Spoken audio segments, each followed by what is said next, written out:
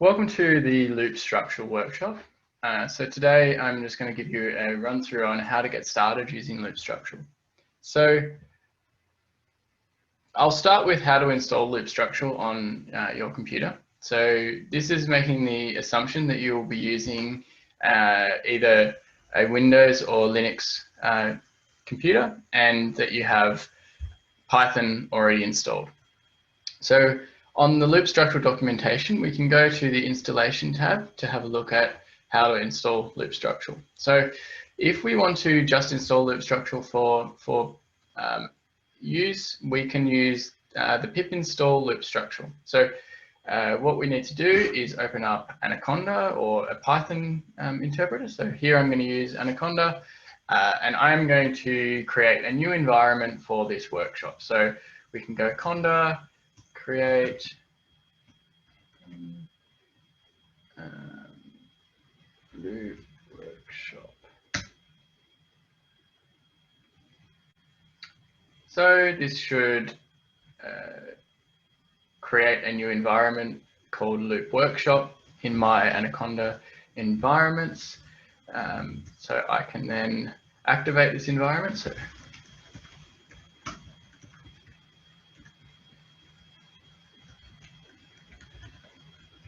So I have this new environment.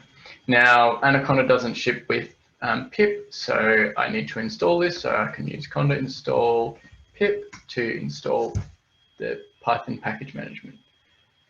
There isn't a conda package for Loop yet, but it is in the work. So once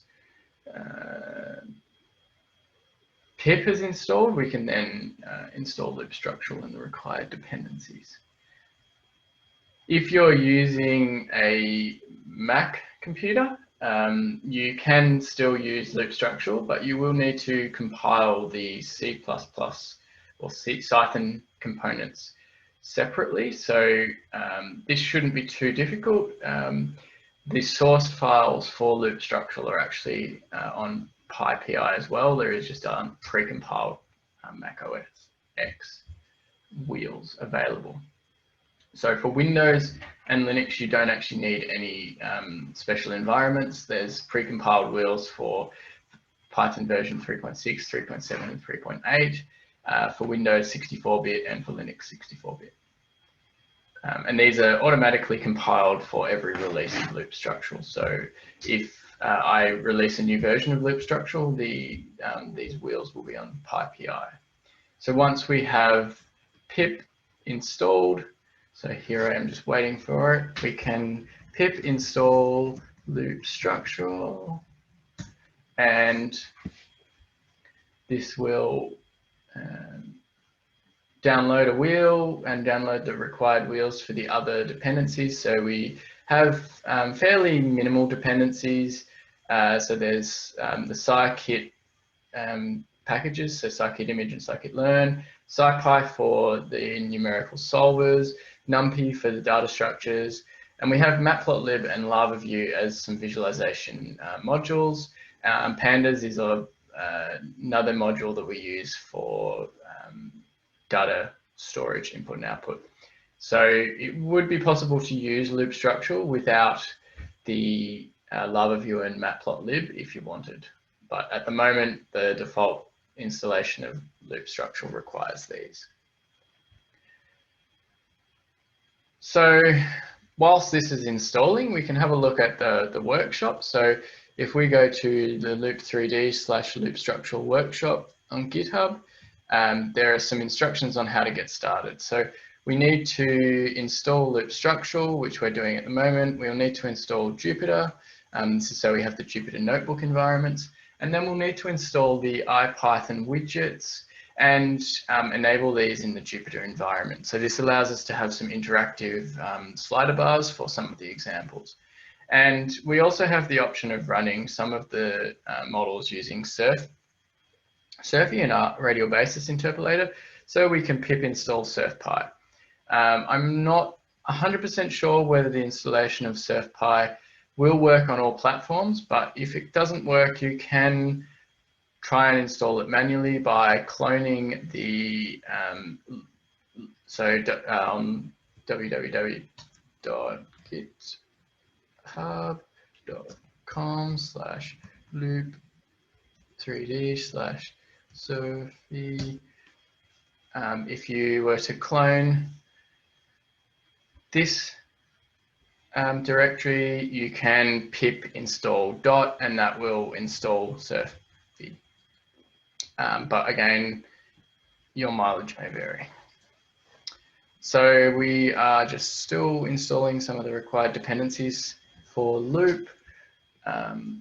So the workshop has 5 notebooks in it. So what you might want to do is to locally clone these notebooks. So using your, you can either get the code by downloading a zip, or you can use the GitHub desktop.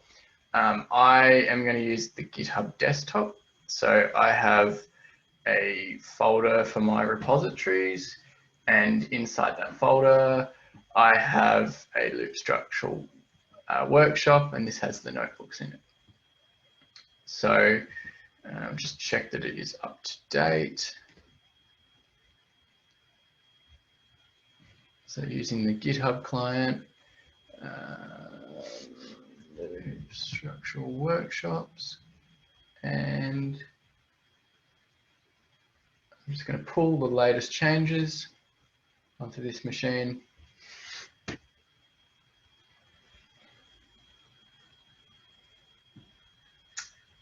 And that should have been updated. So we should have 1 notebook that start here, and then 5 examples.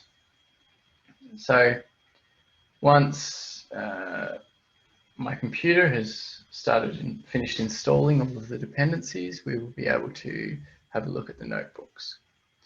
But just as to fill in a little bit of time, if you're using LoopStructural and you want to find a little bit more about any of the classes, we have documented the API. So you can go onto the LoopStructural documentation, and for each of the different modules, there are some specific documentation. So the main component that you probably will be using is the geological model. And this is basically how we manage all of the data sets, how we add different scalar fields, and how the interactions between the scalar fields are managed. So the geological model can be built by defining an upper and an origin and a maximum extent, assigning the data, and when we can create a scalar field by adding a foliation and linking it to the data set. So I'll go through that in a bit more detail when we have LoopStructural working, and let's just wait for it to install. Okay, so it's all installed. Then we can pip install Jupyter.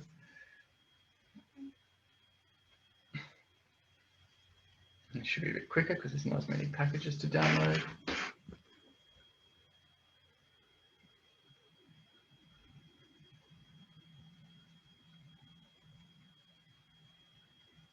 And we can pip install IPy widgets.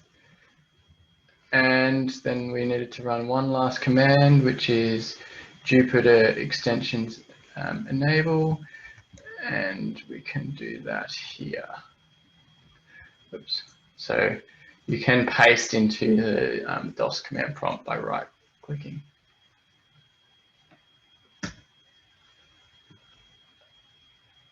Cool. So now we need to change directory to the location of our repositories. So what I'm going to do is go to the LoopStructural workshop. I'm going to copy that path, and I say CD and change directory into that location. So you can see here that it says Loop Workshop, which is the workshop environment. We then have the path to my LoopStructural folder. And then I'm going to start a Jupyter notebook by typing this command. So the Jupyter